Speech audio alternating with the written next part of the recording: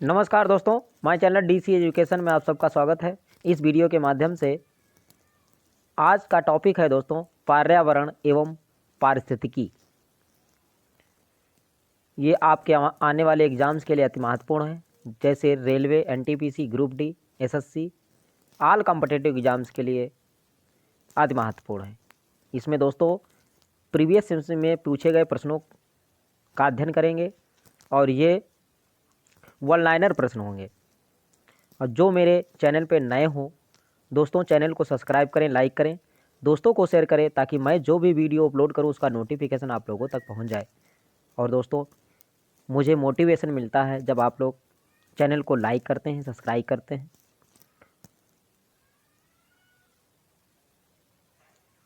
आइए दोस्तों इसके साथ अध्ययन करते हैं। पर्यावरण एवं सतत विकास। पर्यावरण एवं सतत विकास। सतत विकास लक्ष्य 2017 के सूचकांक में भारत का स्थान 116वां था। वर्षा की मात्रा निर्भर करती है दोस्तों वायुमंडल की नमी पर। ये वर्षा की मात्रा वायुमंडल की नमी पर निर्भर करती है। जलमंडल, स्थलमंडल, जैवमंडल तथा जीवों में से पृथ्वी का सर्वाधिक बृहद पारिस्थितिकी तंत्र है। यह है दोस्तों जैवमंडल। नेशनल ग्रीन ट्रिब्यूनल एनजीटी की भारत सरकार द्वारा स्थापना की गई थी। ये की गई थी दोस्तों वर्ष 2010 में। पर्यावरण से अभिप्राय है भूमि, जल, वायु, पौधों एवं पशुओं की प्रकृति, दुनिया जो इनके चारों ओर अस्तित्व में है, उन संपूर्ण दशाओं का योग जो व्यक्ति को एक समय बिंदु पर घेरे हुए होती है। भौतिक, जैविकी एवं सांस्कृतिक तत्वों की अतः क्रियात्मक व्यवस्था जो अंतः संबंधित होती है। अगला क्वेश्चन है पृथ्वी पर पाए जाने वाले भूमि, जल, वायु, पेड़ पौधों एवं जीव जंतुओं का समूह जो हमारे चारों ओर है सामूहिक रूप से कहलाता है। ये कहलाता है दोस्तों पर्यावरण। ये क्या कहलाता है? पर्यावरण। पर्यावरण किसी जीव के चारों ओर घिरे भौतिक एवं जैविक दशाएं एवं उनके साथ अंतःक्रिया को सम्मिलित करता है। उसे हम क्या कहते हैं? पर्यावरण कहते हैं। पर्यावरण संरक्षण अधिनियम 1986 की परिभाषा के अनुसार दिया गया है। पर्यावरण सुरक्षा से संबंधित नहीं है। ये सुरक्षा से संबंधित नहीं है दोस्तों, गरीबी कम करने का। भारत में पर्यावरण संरक्षण अधिनियम पारित हुआ था। ये पारित हुआ था दोस्तों 1986 में। पर्यावरण बनता है जीवित घटकों एवं भू आकृति घटकों तथा अजैविक घटकों से। पर्यावरण के कुछ कारक संसाधन के रूप में कार्य करते हैं तथा कुछ कारक कार्य करते हैं यानी नियंत्रक के रूप में। किसके रूप में? नियंत्रक के रूप में। धारणी विकास के उपयोग के संदर्भ में अंतर पीढ़ीगत संवेदनशीलता का विषय है। यह है दोस्तों प्राकृतिक संसाधन। विकास की वह अवधारणा जिसके तहत वर्तमान की आवश्यकताओं के साथ साथ भविष्य की आवश्यकताओं को भी ध्यान में रखा जाता है। ये है धारणी विकास। ये क्या है दोस्तों? धारणी विकास। वर्ष 2002 में जोहान्सबर्ग में आयोजित पृथ्वी सम्मेलन का मुख्य मुद्दा था। ये था दोस्तों सतत विकास। संयुक्त राष्ट्र संघ ने सतत विकास लक्ष्यों का निर्धारण किया है। वे कुल हैं, ये हैं दोस्तों 17। अगला क्वेश्चन है सतत विकास लक्ष्यों को प्राप्त करने की प्रगति की दिशा में विभिन्न देशों द्वारा किए गए प्रयासों की प्रगति जानने हेतु निर्माण किया गया है। ये किया गया है दोस्तों सस्टेनेबल डेवलपमेंट इंडेक्स का। विश्व पर्यावरण दिवस मनाया जाता है। ये मनाया जाता है दोस्तों 5 जून को। अगला क्वेश्चन है देश की प्राकृतिक पूंजी में सम्मिलित किए जाते हैं। ये किए जाते हैं वन, जल तथा खनिज। वे संसाधन जो हमें प्राकृतिक द्वारा प्रदत्त होते हैं कहलाते हैं। प्राकृतिक पूंजी अथवा प्राकृतिक संसाधन वर्ष 1972 में आयोजित किया गया था। ये आयोजित किया गया था दोस्तों स्टॉकहोम में, अंतर्राष्ट्रीय शिखर सम्मेलन। ये कैसा शिखर सम्मेलन था? अंतर्राष्ट्रीय शिखर सम्मेलन था। सौर विकिरण की सबसे महत्वपूर्ण भूमिका है, यह है दोस्तों जल चक्र में। किसमें है? जल चक्र में। राष्ट्रीय पर्यावरण अभियांत्रिकी शोध संस्थान नीरी अवस्थित है। यह है दोस्तों नागपुर में। कहाँ स्थित है? नागपुर में। नीरी कार्य करता है विज्ञान एवं प्रौद्योगिकी मंत्रालय के अधीन। नीरी काम करता है विज्ञान एवं प्रौद्योगिकी मंत्रालय के अधीन। सतत विकास के लिए आवश्यक है जैविक विविधता का संरक्षण, प्रदूषण का विरोध एवं नियंत्रण तथा निर्धनता को घटाना। पृथ्वी शिखर सम्मेलन का आयोजन किया गया था। ये किया गया था दोस्तों रियो में। ये रियो कहाँ है? ब्राज़ील में। संयुक्त राष्ट्र संघ द्वारा पर्यावरण एवं सतत विकास पर पहला पृथ्वी शिखर सम्मेलन आयोजित किया गया था। ये आयोजित किया गया था दोस्तों वर्ष 1992 में रियो डी जेनेरियो ब्राज़ील में। पृथ्वी सम्मेलन में 21वीं सदी के लिए पर्यावरण विकास हेतु कार्यक्रम निर्धारित किए गए। इन कार्यक्रमों को नाम दिया गया एजेंडा 21।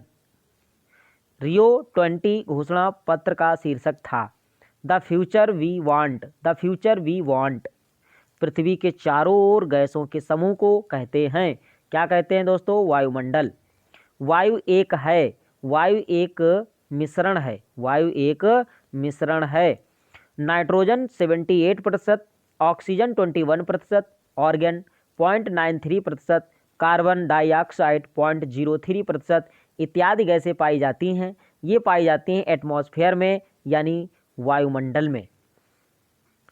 नोबल गैसों में से वह गैस जो वायु में नहीं पाई जाती है, ये दोस्तों वायु में नहीं पाई जाती है रेडॉन। कौन सी गैस नहीं पाई जाती है?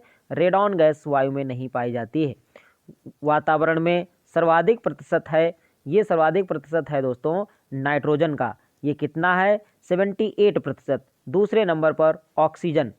यदि पृथ्वी पर पाई जाने वाली वनस्पतियाँ, पेड़ पौधे समाप्त हो जाएं तो वह गैस किसकी कमी हो जाएगी? ये दोस्तों अगर हमारे पृथ्वी से पेड़ पौधे समाप्त हो जाएं तो यानी O2 ऑक्सीजन की कमी हो जाएगी। पेड़ पौधे फोटोसिंथेसिस की क्रिया करते हैं तो कार्बन डाइऑक्साइड ग्रहण करते हैं, CO2 ग्रहण करते हैं, ऑक्सीजन को छोड़ते हैं। जब ये रेस्पिरेटरी यानी श्वसन करते हैं तो ये क्या करते हैं? ऑक्सीजन को छोड़ते हैं, कार्बन डाइऑक्साइड को ग्रहण करते हैं। हम लोग रेस्पिरेटरी यानी श्वसन करते हैं तो जीवजंतु जब श्वसन करते हैं तो जीवजंतु क्या करते हैं? ऑक्सीजन को क्या करते हैं? छोड़ते हैं और ऑक्सीजन को ग्रहण करते हैं। वह कार्य जो पेड़ पौधों का नहीं है यानी वायु का प्रदूषण। पेड़ पौधे वायु का प्रदूषण नहीं बढ़ाते हैं, ये वायु के प्रदूषण को कम करते हैं। पृथ्वी के कार्बन चक्र में कार्बन डाइऑक्साइड जुड़ती है। ये जुड़ती है दोस्तों श्वसन, जैव पदार्थों का अपक्षय तथा ज्वालामुखी क्रियाओं द्वारा। श्वसन, जैव पदार्थों का अपक्षय तथा ज्वालामुखी क्रियाओं द्वारा। कार्बन पृथ्वी पर बहुत सारी अवस्थाओं में पाया जाता है। ये अपने मूल रूप में पाया जाता है। ये मूल रूप में पाया जाता है दोस्तों ग्रेफाइट और हीरा। मूल रूप में ग्रेफाइट और हीरे के रूप में पाया जाता है। ये कार्बन के अपर रूप हैं। पृथ्वी के कार्बन चक्र में कार्बन डाइऑक्साइड की मात्रा को नहीं बढ़ाता है। ये प्रकाश संश्लेषण यानी फोटोसिंथेसिस की क्रिया जब होती है तो कार्बन डाइऑक्साइड पेड़ ग्रहण करते हैं, ना कि बढ़ाते हैं। अपक्षय का विचार संबंधित है। ये संबंधित है दोस्तों एक प्राकृतिक क्रिया से जो चट्टानों को सूक्ष्म कणों में विभक्त करती है। अगला क्वेश्चन है विश्व मौसम विज्ञान संगठन का मुख्यालय अवस्थित है। ये अवस्थित है दोस्तों जिनेवा में, स्विट्जरलैंड में है। ये जिनेवा कहाँ है? स्विट्जरलैंड में। विश्व मौसम विज्ञान अब इस समय लागू हुआ था ये लागू हुआ था दोस्तों 23 मार्च 1950 को। यूएनईपी का मुख्यालय अवस्थित है, ये नैरोबी केन्या में अवस्थित है। कहाँ अवस्थित है? यूएनईपी का मुख्यालय अवस्थित है नैरोबी का एक केन्या में। संयुक्त राष्ट्र पर्यावरण कार्यक्रम UNEP United Nation Environment Programme की स्थापना हुई थी। ये हुई थी दोस्तों 1972 में। यूनेप के वर्तमान प्रमुख हैं, ये हैं दोस्तों एरिक सोएलहेम। ईपीए का पूर्ण रूप है, ये है दोस्तों एनवायरनमेंट प्रोटेक्शन एजेंसी। ईपीए का फुल फॉर्म है।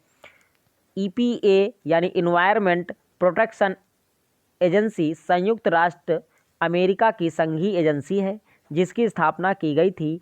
ये की गई थी दोस्तों 2 दिसंबर 1970 को। कब की गई थी? 2 दिसंबर 1970 को।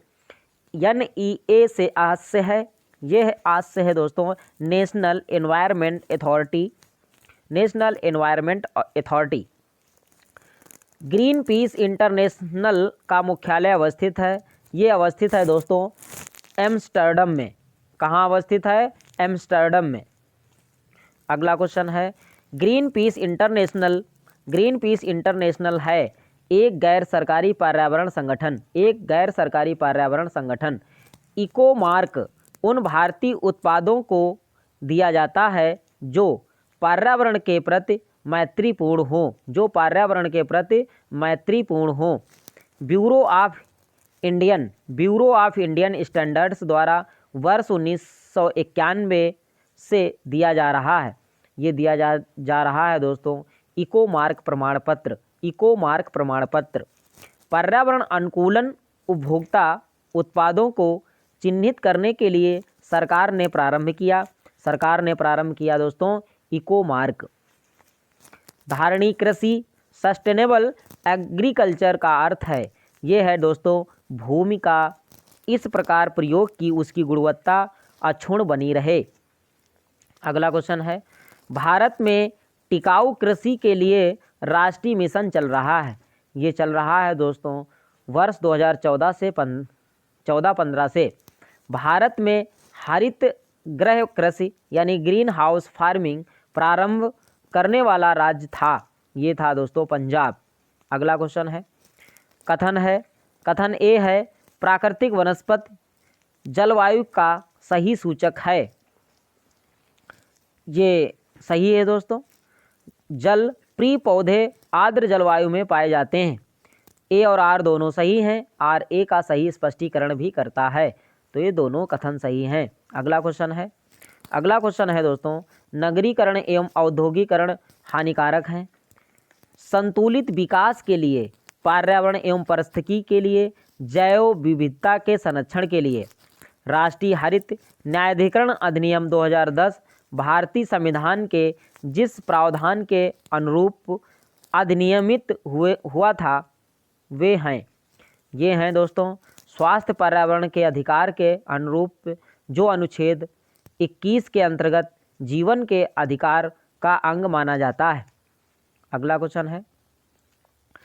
क्वेश्चन है दोस्तों राष्ट्रीय हरित न्यायाधिकरण नेशनल ग्रीन ट्रिब्यूनल के अध्यक्ष हैं, ये हैं दोस्तों जस्टिस आदर्श कुमार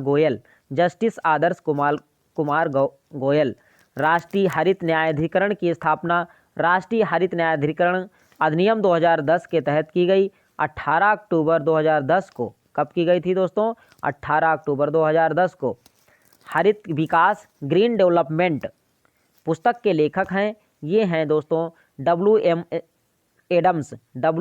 एडम्स। आमतौर पर समाचारों में आने वाला रियो 20 सम्मेलन है, ये है दोस्तों धारणी विकास सस्टेनेबल डेवलपमेंट पर संयुक्त राष्ट्र सम्मेलन। रियो +20 धारणी विकास पर संयुक्त राष्ट्र सम्मेलन का लघु नाम है। ये सम्मेलन जून 2012 में संपन्न हुआ था। ये कहाँ संपन्न हुआ था दोस्तों? ये संपन्न हुआ था रियो डी जेनेरियो ब्राज़ील में। पृथ्वी सम्मेलन +5 आयोजित हुआ था। ये आयोजित हुआ था दोस्तों वर्ष 1997 में 23 से 27 जून 1997 के मध्य संयुक्त राष्ट्र महासभा ने एक विशेष बैठक का आयोजन किया जो रियो +5 या पृथ्वी सम्मेलन +5 के नाम से जाना जाता है। ये जाना जाता है दोस्तों न्यूयॉर्क में। विकास की वह अवधारणा जिसके तहत वर्तमान की आवश्यकताओं के साथ साथ भविष्य की आवश्यकताओं को भी ध्यान में रखा जाता है। यह धारणीय विकास सस्टेनेबल डेवलपमेंट, धारणीय विकास सस्टेनेबल डेवलपमेंट।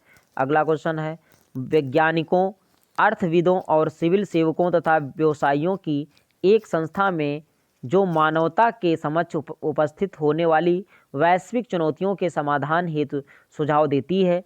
यह है दोस्तों club of Rome. Club of Rome earth summit या पृथ्वी शिखर सम्मेलन स्टॉकहोम सम्मेलन की 20वीं वर्षगांठ मनाने के लिए आयोजित किया गया।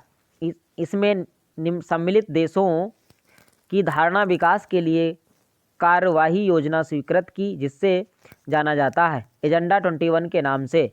कई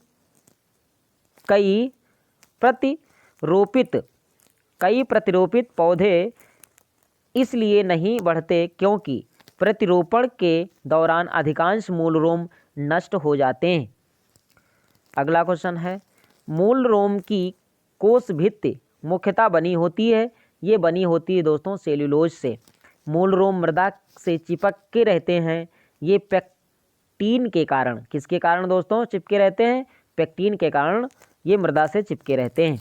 पर्यावरण अपकर्षण से अभिप्राय है, ये अभिप्राय है दोस्तों पर्यावरणीय गुणों का पूर्ण रूप से निम्नीकरण, मानवीय क्रियाकलापों से विपरीत परिवर्तन लाना, पारिस्थितिकी विभिन्नता के परिणामस्वरूप पारिस्थितिकी असंतुलन, पर्यावरण संतुलन के संरक्षण से संबंधित है।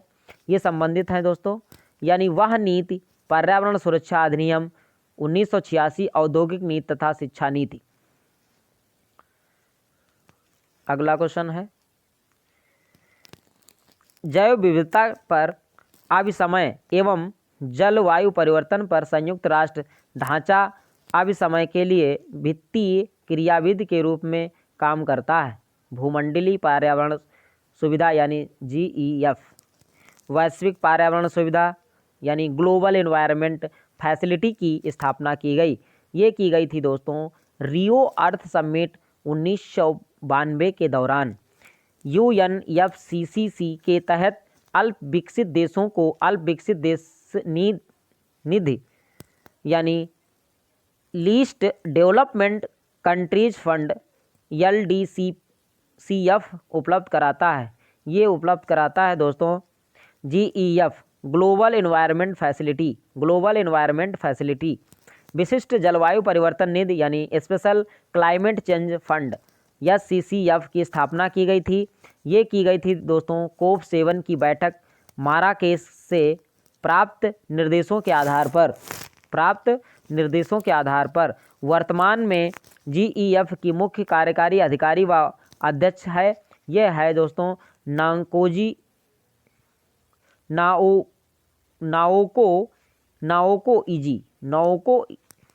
इसी।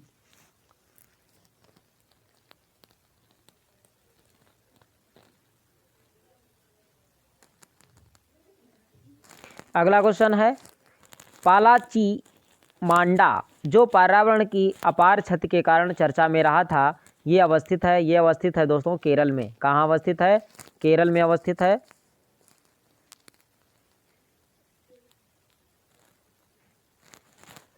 अगला क्वेश्चन है, पर्यावरण सुरक्षा अधिनियम EPA को अन्य जिस नाम से जाना जाता है वो है छाता विधान। वर्ष 1972 में स्टॉकहोम में आयोजित संयुक्त राष्ट्र के प्रथम मानव पर्यावरण सम्मेलन के निर्णयों को कार्यान्वित करने के उद्देश्य से भारत सरकार ने पारित किया दोस्तों पर्यावरण संरक्षण अधिनियम 1986। अगला क्वेश्चन है, जेनेटिक इंजीनियरिंग अनुमोदन समिति का गठन किया गया। ये किया गया दोस्तों पर्यावरण संरक्षण अधिनियम 1986 के अधीन।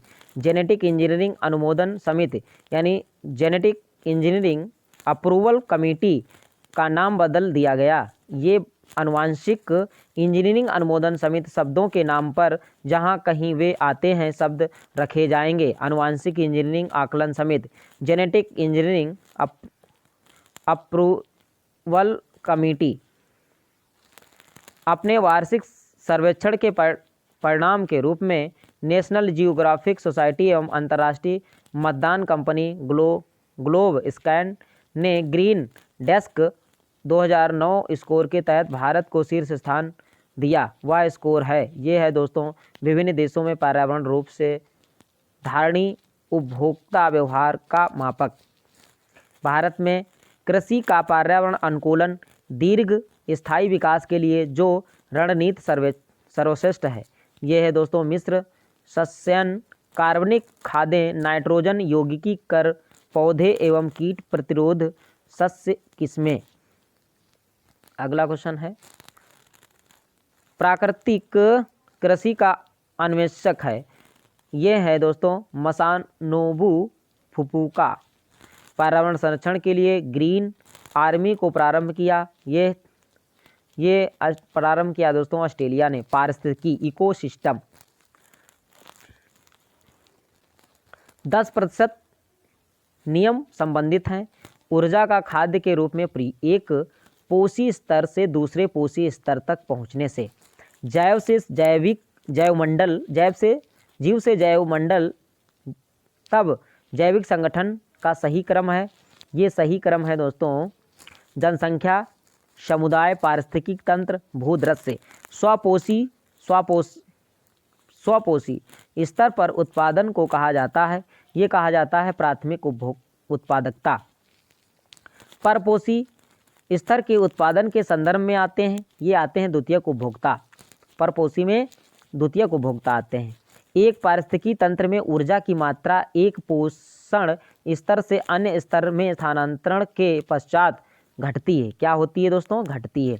कुछ कारणोंवश यदि तितलियों की जाति की संख्या में बड़ी गिरावट होती है तो इसके जो संभावित परिणाम हो सकते हैं वे हैं, कुछ पौधों के परागण पर प्रतिकूल प्रभाव पड़ सकता है। इसके कारण बर्रों, मकड़ियों और पक्षियों की कुछ प्रजातियों की समष्टि में गिरावट हो जाती है। पारिस्थितिकी पारस्परिक संबंधों का अध्ययन है, जीव और वातावरण के बीच जीव विज्ञान की एक शाखा जिसमें जीव समुदायों तथा उनके वातावरण के मध्य पारस्परिक संबंधों का अध्ययन करते हैं। यह है दोस्तों पारिस्थितिकी इकोसिस्टम। अर्नेस्ट हैकल ने पारिस्थितिकी इकोलॉजी का प्रयोग किया है। ये इकोलॉजी के नाम से जीवधारियों के कार्बनिक और अकार्बनिक वातावरण और पारस्परिक संबंधों के अध्ययन को पारिस्थितिकी तथा पारिस्थितिकी की विज्ञान कहते हैं। ये बताया था अर्नेस्ट हैकल ने। पारिस्थितिकी प्रकृति की संरचना एवं प्रकृति का अध्ययन है, ये बताया दोस्तों यूजीन ओडम ने सर्वप्रथम पारिस्थितिकी तंत्र यानी इकोसिस्टम की संकल्पना प्रस्तावित की गई। ये प्रस्तावित की गई दोस्तों वर्ष 1935 में A.G. टांसले द्वारा। पारिस्थितिकी तंत्र की विचारधारा को बायोसिनोसिस का माइक्रोकास्म कहा दोस्तों कार्ल मोबियस तथा फोबोर्स ने। प्रकृति की एक कार्यात्मक इकाई फंक्शनल यूनिट के रूप में जानी जाती है दोस्तों पारिस्थितिकी तंत्र इकोसिस्टम। अगला क्वेश्चन है पारिस्थितिकी तंत्र के संबंध में सही कथन कौन है? यानी पारिस्थितिकी तंत्र किसी निश्चित स्थान समय इकाई के समस्त जीवों तथा भौतिक पर्यावरण का प्रतिनिधित्व करता है। यह एक कार्यशील इकाई है। यह एक ऐसी इकाई है, कार्यशील इकाई है। इसकी अपनी उत्पादकता होती है। पारिस्थितिकी तंत्र के विषय में सही नहीं है। ये सही नहीं है, ये एक बंद तंत्र होता है, ये सही नहीं है। अगला क्वेश्चन है पारितंत्र इकोसिस्टम शब्द का सर्वोत्कृष्ट वर्णन है। यह है दोस्तों जीवों यानी ऑर्गेनिज्म का समुदाय और साथ ही वह पर्यावरण जिसमें वे रहते हैं। अगला क्वेश्चन है वह क्षेत्र के सभी जीवधारी तथा वातावरण में उपस्थित अजैव घटक संयुक्त रूप से निर्माण करते हैं। ये करते हैं दोस्तों पारितंत्र यानी इकोसिस्टम का। कृत्रिम पारितंत्र है दोस्तों खेती। कृत्रिम पारितंत्रिक तंत्र क्या है, यानी जैसे धान के खेत, घास स्थल, वन मरुस्थल उदाहरण है। स्थलीय पारिस्थितिकी तंत्र के उदाहरण हैं झील, नदियाँ, समुद्र। ये उदाहरण हैं जो दोस्तों जलीय पारिस्थितिकी तंत्र के। किसी निश्चित क्षेत्र में प्राणियों की संख्या की सीमा जिसे पर्यावरण समर्थन कर सकता है कहलाती है वहन क्षमता। बिना पर्यावरण की रुकावट के प्रजनन की क्षमता कहलाती है जैविक विभव यानी बायोटिक पोटेंशियल। एक पाद जो केवल जीव द्वारा ग्रहण किए गए दिग स्थान का ही नहीं बल्कि जीवों के समुदाय में उसकी कार्यात्मक भूमिका का भी वर्णन करता है। यह है दोस्तों पारिस्थितिक क्रमता। पृथ्वी के सर्वाधिक क्षेत्र में फैला हुआ पारिस्थितिक तंत्र है। ये तंत्र है दोस्तों सामुद्रिक। पृथ्वी पर विद्यमान जलमंडल यानी हाइड्रोस्फीयर में समुद्री जल होता है लगभग 97% भाग। समुद्री जल में सर्वाधिक व्याप्त लवण है। ये लवण है दोस्तों सोडियम क्लोराइड। पारिस्थितिकी संतुलन बनाए रखने में मदद करता है। ये मदद करता है दोस्तों वनारोपण, वर्षा जल प्रबंध तथा जैवमंडल भंडार। अगला क्वेश्चन है वन्य जीव संरक्षण एवं पर्यावरण में व्याप्त प्रदूषण का निवारण मददगार है। ये मददगार है दोस्तों पर्यावरणीय संतुलन बनाए रखने में। भारत में पारिस्थितिकी असंतुलन का एक प्रमुख कारण है ये है दोस्तों वनोन्मूलन। वह कार्य जिससे पारिस्थितिक संतुलन बिगड़ता है। ये बिगड़ता है दोस्तों वृक्ष काटना। वृक्ष अगर काटेंगे तो पारिस्थितिक संतुलन बिगड़ेगा। अगला क्वेश्चन है पारिस्थितिकी तंत्र यानी इकोसिस्टम में उच्चतम पोषण स्तर का स्थान प्राप्त है। ये प्राप्त है दोस्तों सर्वाहारी यानी ओमनीवोरस। पारिस्थितिकी तंत्र का एक जीवी घटक नहीं है। ये जीवी घटक नहीं है दोस्तों वायु। पारिस्थितिकी निकाय में ऊर्जा का प्राथमिक स्रोत है। ये स्रोत है दोस्तों सौर ऊर्जा। पारिस्थितिकी में खाद्य श्रृंखला के संदर्भ में जिस प्रकार के जीव अपघटक जीव कहलाते हैं ये हैं दोस्तों कवक जीवाणु। अपघटक के वे जीव होते हैं जो अपक्षय या सड़न की प्रक्रिया को तेज करते हैं जिसमें पुनः चक्रीकरण हो सके। पोषण तत्वों का निर्जीवी कार्बनिक तत्वों को अकार्बनिक यौगिकों में तोड़ते हैं दोस्तों अपघटक। सूक्ष्म जीवों की एक विस्तृत किस्म जैसे फफूंद जीवाणु, गोलकृमि, प्रोटोजोआ और केंचुआ भूमिका अदा करते हैं। ये भूमिका अदा करते हैं दोस्तों अपघटकों की। प्राथमिक उपभोक्ता चींटी तथा हिरण किसी खाद्य श्रृंखला में मुख्यतः प्राथमिक उपभोक्ता की श्रेणी में आते हैं। ये आते हैं दोस्तों शाकाहारी से प्राणी। अपघटक डिकम्पोजर तथा प्राथमिक उपभोक्ता दोनों की श्रेणी में आती हैं यानी चींटी। अगला क्वेश्चन है वे जीवधारी जो अपना भोजन प्राथमिक उत्पादकों जैसे हरे पौधों से प्राप्त करते हैं कहलाते हैं प्राथमिक उपभोक्ता। खाद्य श्रृंखला यानी फूड चेन में मानव हैं यानी प्राथमिक तथा द्वितीयक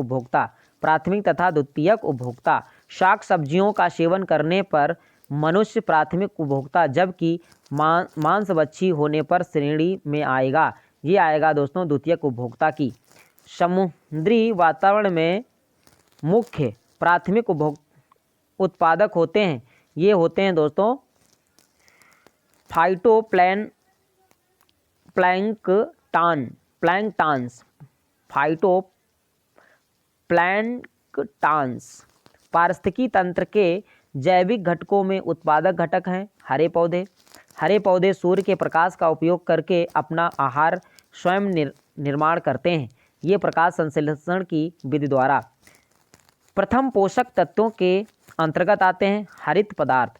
पौधे जब प्रकाश संश्लेषण की क्रिया करते हैं तो क्या क्या आवश्यक होता है दोस्तों, यानी CO2 कार्बन डाइऑक्साइड प्लस प्रकाश यानी सूर्य का प्रकाश प्लस वायु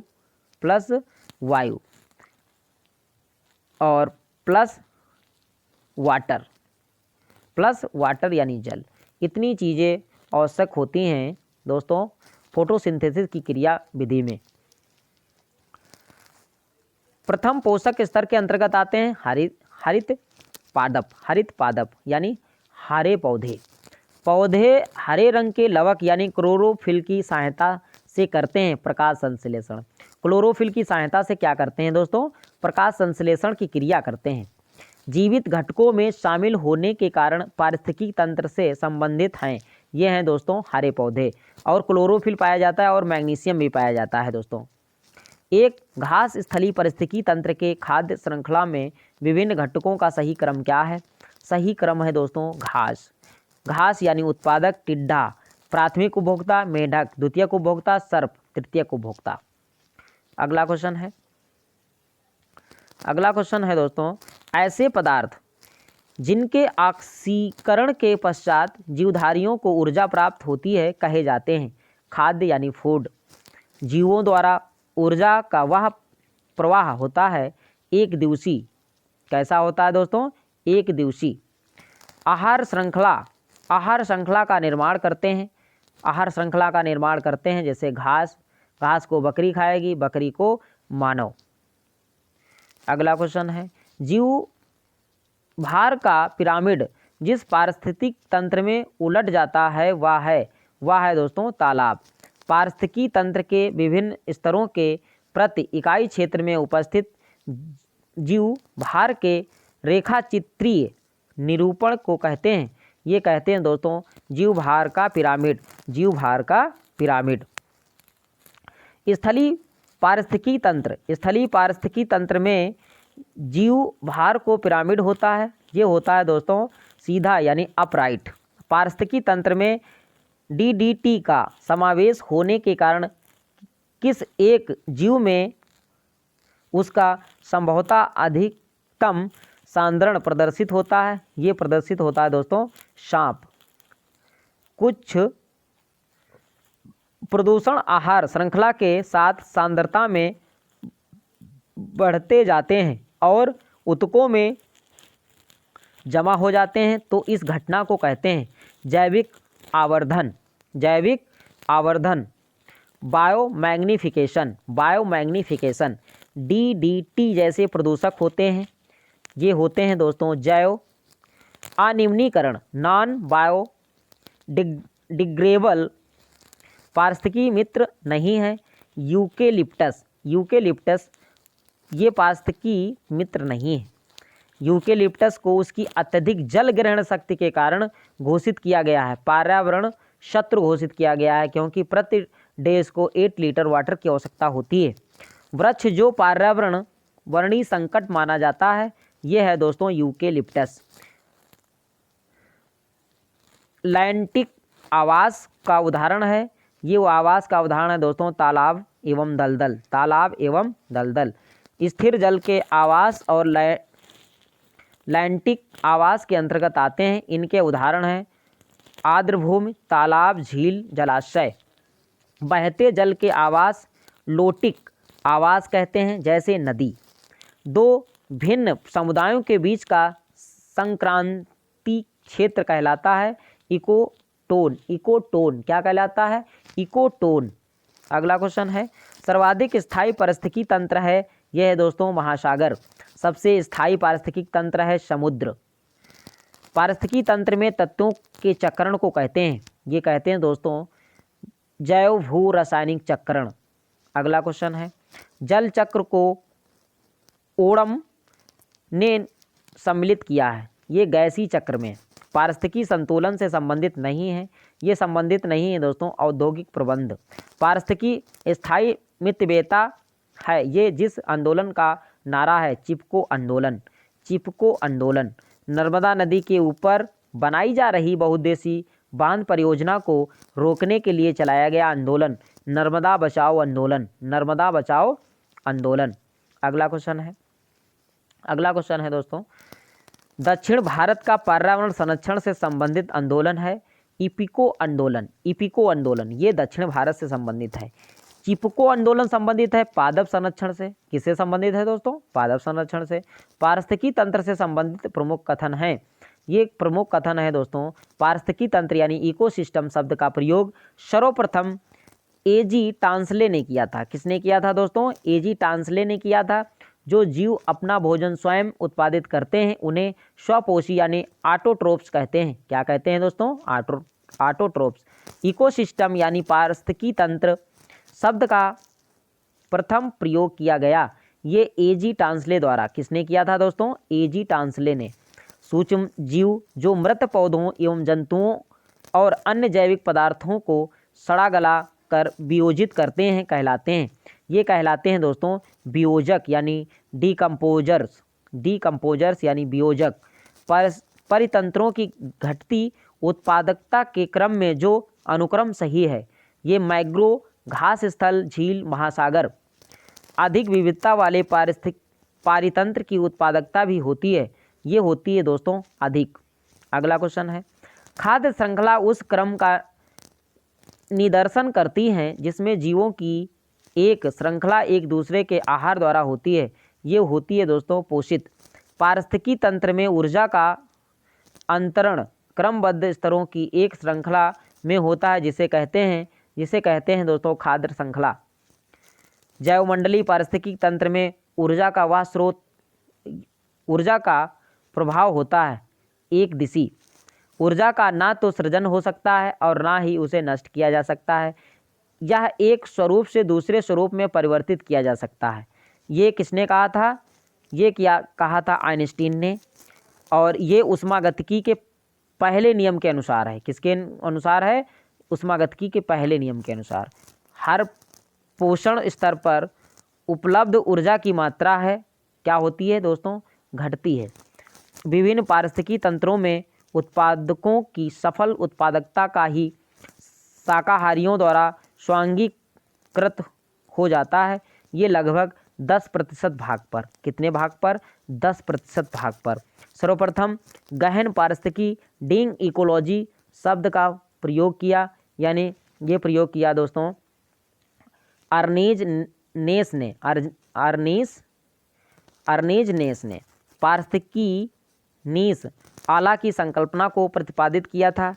ये प्रतिपादित किया था दोस्तों ग्रीनेल ने। किसने? ग्रीनेल ने। अगला क्वेश्चन है, पारिस्थितिकी पदछाप के माप की इकाई है। ये माप की इकाई है दोस्तों भूमंडलीय हेक्टेयर। एक मनुष्य के जीवन को पूर्ण रूप से धारणी करने के लिए आवश्यक न्यूनतम भूमि को कहते हैं। ये कहते हैं दोस्तों पारिस्थितिकी पदछाप। पारिस्थितिकी पदछाप अविवेकशील जीवन शैली जिसमें पारिस्थितिकी तंत्र के घटकों यथा जल ऊर्जा इत्यादि का आवश्यकता से अधिक दोहन किया जाता है बढ़ा देती है ये पक्ष छाप के आकार को। अगला क्वेश्चन है, ये क्वेश्चन है दोस्तों भारतीय वन्य जीव संरक्षण अधिनियम लागू किया गया था। ये लागू किया गया था दोस्तों वर्ष 1972 में। पर्यावरण संरक्षण अधिनियम पर्यावरण के संरक्षण एवं सुधार के लिए लागू किया गया यानी 1986 में। जनजातीय एवं अन्य पारंपरिक वन निवासियों के वन अधिकारों को मान्यता अधिनियम लागू किया गया दिसंबर 2006 में। वन संरक्षण अधिनियम लागू किया गया। ये लागू किया गया दोस्तों 1980 में। मिलेनियम इकोसिस्टम असेसमेंट पारिस्थितिकी तंत्र की सेवाओं के प्रमुख वर्गों का वर्णन करता है। व्यवस्था, समर्थन, नियंत्रण, संरक्षण, सांस्कृतिक। वह जो एक समर्थन सेवा है, पोषक चक्रण और फसल परागण। अगला क्वेश्चन है, एक साधारण समुद्री आहार श्रृंखला का सही क्रम क्या है? ये है दोस्तों डायटम स्वपोषी, क्रिस्टेशियाई यानी शाकाहारी उपभोक्ता, हेरिंग मांसाहारी उपभोक्ता। अगला क्वेश्चन है, जैववानिकी बायोनोमिक्स के संबंध में सही कथन है। ये है दोस्तों ये पारिस्थितिकी का पर्याय यानी सिनोनिम है।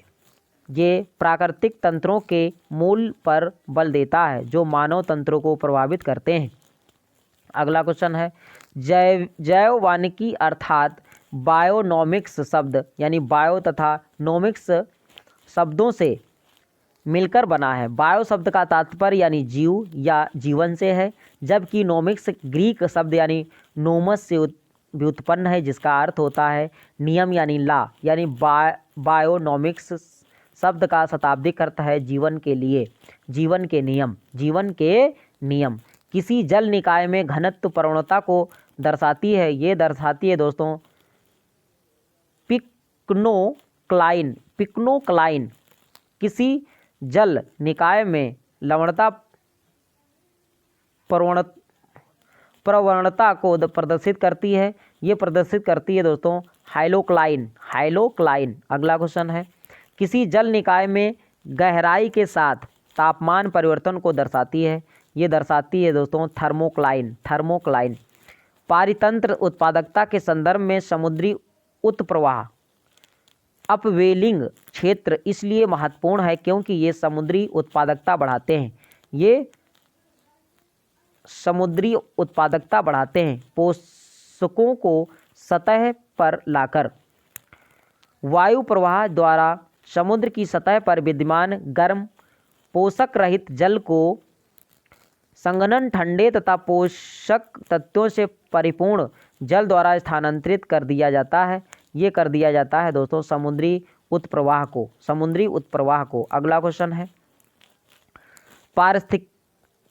पारिस्थितिकी संवेदी क्षेत्र के वे क्षेत्र हैं जिन्हें घोषित किया गया पर्यावरण संरक्षण अधिनियम 1986 के तहत। पारिस्थितिक संवेदी क्षेत्रों में कृषि को छोड़कर सभी मानव क्रियाओं का निषेध नहीं है, बल्कि कुछ पर प्रतिबंध लगाया गया है और कुछ को किया गया है यानी विनियमित। घास स्थलों में वृक्ष पारिस्थितिकी अनुक्रमण के अंश के रूप में जिस कारण घासों को प्रतिस्थापित नहीं करते हैं वो हैं जल की सीमाओं एवं आग